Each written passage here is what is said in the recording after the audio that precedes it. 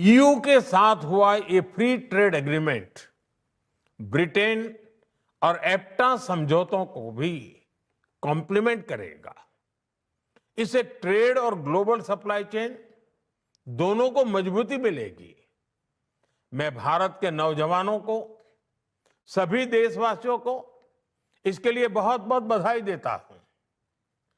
मैं textile, James and jewellery, leather and shoes ऐसे हर sector से जुड़े साथियों को भी बधाई देता हूं। ये समझौता आपके लिए बहुत सहायक सिद्ध होगा। साथियों, इस ट्रेड डील से भारत में मैन्युफैक्चरिंग को तो बल मिलेगा ही, साथ ही सर्विसेज से जुड़े सेक्टर का भी और अधिक विस्तार होगा। ये फ्री ट्रेड एग्रीमेंट दुनिया के हर बिजनेस, हर इन्वेस्टर के लिए भारत पर कॉन्फिडेंस को और मजबूत करेगा। साथियों, भारत आज हर सेक्टर में ग्लोबल पार्टनरशिप पर बहुत अधिक काम कर रहा है। मैं अगर एनर्जी सेक्टर की ही चर्चा करूं तो यहां एनर्जी वैल्यू चेन से जुड़े हुए अलग अलग क्षेत्रों में निवेश की बहुत संभावनाएं हैं। आप एक्सप्लोरेशन का ही क्षेत्र ले लीजिए। भारत ने अपने एक्सप्लोरेशन सेक्टर को काफी ओपन कर दिया है। आपको हमारे डीप सी एक्सप्लोरेशन से जुड़े समुद्र मंथन मिशन की भी जानकारी है।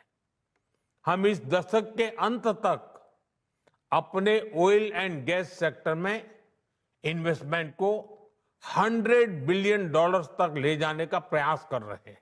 हमारा लक्ष्य एक्सप्लोरेशन के दायरे को भी 1 मिलियन स्क्वायर किलोमीटर तक विस्तार करने का है।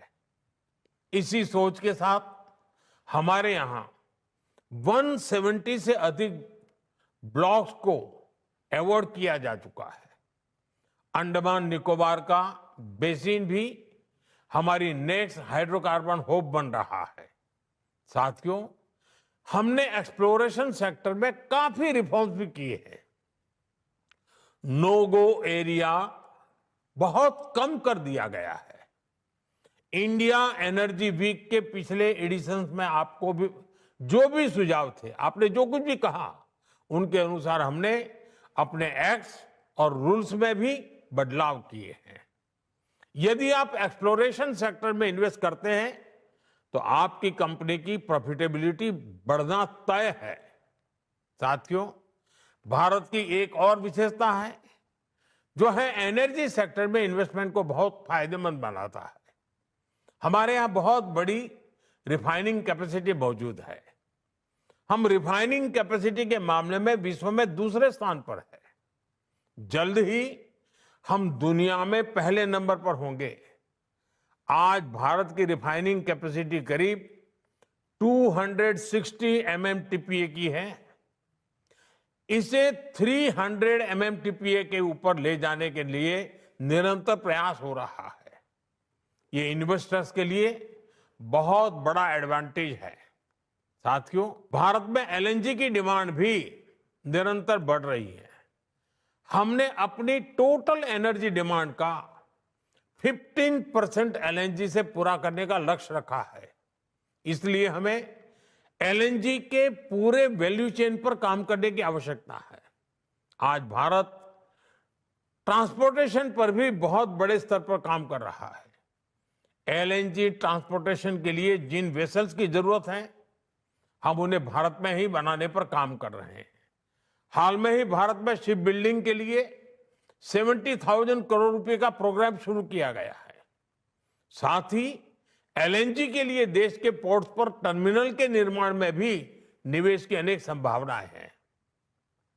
रीगैसिफिकेशन से जुड़े प्रोजेक्ट्स में भी आपके लिए इन्वेस्ट करने की बड़ी संभावनाएं बन रही है। साथियों, LNG के ट्रांसपोर्टेशन के लिए भारत में बहुत बड़ी पाइपलाइन की भी जरूरत है।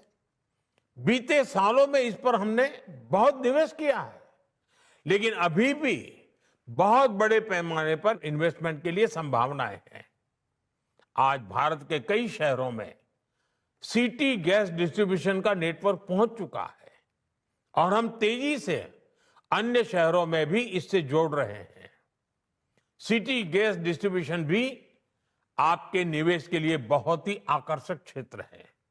साथियों, भारत की इतनी बड़ी जनसंख्या है, हमारी इकोनॉमी लगातार बढ़ रही है। ऐसे भारत में पेट्रोकेमिकल प्रोडक्ट्स की डिमांड भी लगातार बढ़ने वाली है।